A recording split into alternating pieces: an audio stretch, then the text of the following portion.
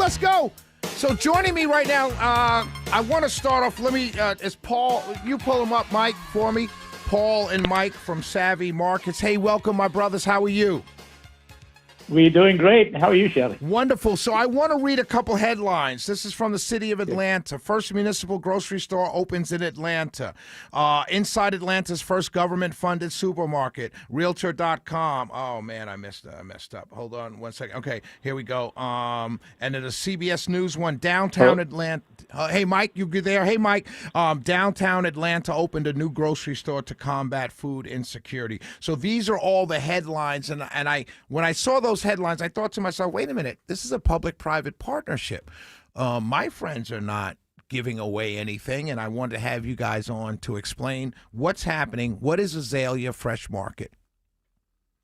Well, I mean, first of all, Shelley and the team, thank you for having me and Mike to talk about this really exciting opportunity and this new endeavor that we're getting ourselves into. You know, one key thing is we have started Savvy Provisions many years ago, and the citizens of Atlanta have been so kind enough to embrace the brand. So now this is our time to give back. So when the mayor's team approached us to look at, you know, how to address the food desert issue here in Atlanta, and I was more than thrilled to be part of it. So this is an effort between the mayor's office, Invest Atlanta, and the Independent Grocers Alliance and us. So this is something that we definitely want to take on, start with the first store in downtown, and then the next one, the south side of Atlanta on Campbellton Road. And so when this public-private partnership is existing, how does it work? Can you explain to the audience how, and let me be frank, can you explain to conservatives why this is not socialism? Well, I mean, you know, one of the key things is these days, anything when we talk about subsidy, affordability, those are all bad words. You know, when a person is hungry, those are not kind words to them. So we're not giving away nothing to nobody. I mean, we've underwritten the business with the understanding of affordability, but at the same token to stay sustainable. Right. So because you don't want it to go anywhere. No, I mean, right. And again, you know, which city government would want to support something eternally, right? So the whole idea is that we become self-sufficient, and we're trying to do this first year. Mike, you can jump in. Mike, you there? Okay, All right, go ahead, Paul. Okay, yeah. So this is, you know, there's one thing about accessibility, and then there is another thing about affordability. So we're trying to balance both, but at the same token, stay profitable, but not at the cost of the citizen. And so, what's the time frame on where the city of Atlanta backs off, and what is the city of Atlanta's role? So City of Atlanta and Invest Atlanta put together a capital stack between TAD, that is Tax Allocation District, and a few federal funds, and then, of course, very small, low-interest grocery loan. Gotcha. And then we as a business owner, we invested some money into that as well. So it's a combination of, this is a true private-public partnership. This is, again, everybody has a stake, has skin in the game. Everybody has skin in the game. And you know, just like anything else, it's not just, you know, it's take the village, right? So we have the law enforcement helping us to make sure that the consumers stay safe, the staff stays safe, and the people have a good shopping experience. So it's an effort between the true, you know, business mentality and a political side. And it's a wonderful concept. It's a wonderful idea, and I know it's going to work because you guys are grocery store owners already. So it's not like they just brought in someone to run a business. You guys are actually the experts at doing this. That is absolutely right. And by the way, the credit goes also to IGA, that is Independent Grocers Alliance, which is a consortium of grocery store owners all over the world. About 7,800 stores. So, you know, the amount of the expertise that they can bring to the table to help us to make sure that this is not just an experiment. This is here to stay. But when you bring in IGA, the Grocers Alliance, that means you're buying as a group, so your costs are lower. Is that how that works? That is correct. So the idea here is that there are independent wholesalers and there is chain wholesalers. So now IGA, what they do is they bring everything under one roof, so we can buy these, all the provisions correct, and market it at the right price that is affordable to the people. Exactly right. And part of this partnership, we can't leave out my dear brother and friend, Latron Price, who is kind of one of your distributors. That is right. So with Latron's help, what we're doing is, if we try to have every store bring in their own product, then there is a logistical issue with pricing. Right. So that's why with him, we would be trying to do is to bring everything under one roof and be self-distribute. Absolutely. So that way, at the end of the day, the consumer gets a very favorable pricing. Mike, are you there? Do we have Mike?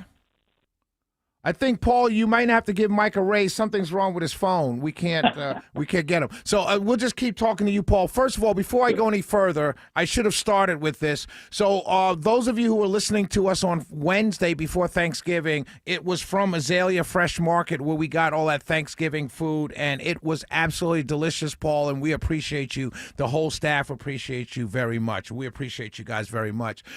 When you talked about law enforcement, some of the comments when I promoted you guys were going to be on the air a couple days ago when we first originally scheduled this, there were comments about crime and it would run you guys out of business. Talk to me about law enforcement's role in this project. So again, between the chief of staff, the entire police force of Atlanta, and Zone 5 and 2, they're all helping us to make sure that there is no crime. And by the way, we've been open almost four months. There's maybe one incident happened. That's it. So that's a false premises to say that, downtown is crime infested. Yes, we had issues. I mean, which downtown doesn't have issues, right? Right. It's a matter of trying to get citizens and the political figurehead and the law enforcement, everybody come together to make sure that we have a vibrant downtown. And then, one of the key thing is we're hoping dearly that having this access to a grocery store would create more people to move to downtown. Absolutely. And make downtown more vibrant. More people, that means less crime, of course. Absolutely. Paul Neer, owner of Savvy Markets. And I reminded Paul when this show first launched, and Hello? It was two of us, we signed our contracts, Magic Mike, this before you got here. When we got our contract signed, we had a party at Savvy Markets on Northside Drive outside. And one of the last videos I have of my mom and I is us salsaing because I was a DJ. I DJ'd the outdoor event, and my mom and I salsa together to some merengue at Savvy Markets on Northside Drive. Yes, Paul, can you hear me? Paul, can you hear me? Paul?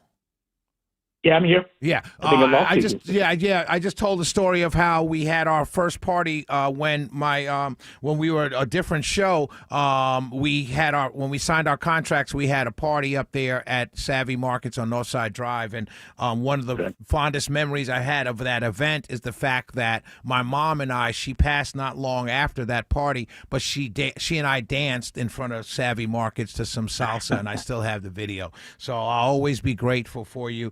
I appreciate you guys doing this with the city of Atlanta. I think it's a wonderful, wonderful, wonderful idea. I commend the mayor for doing this, Invest Atlanta, you guys, IGA, and everybody involved, because this is going to be a major success and something that can be replicated across the country in low-income areas.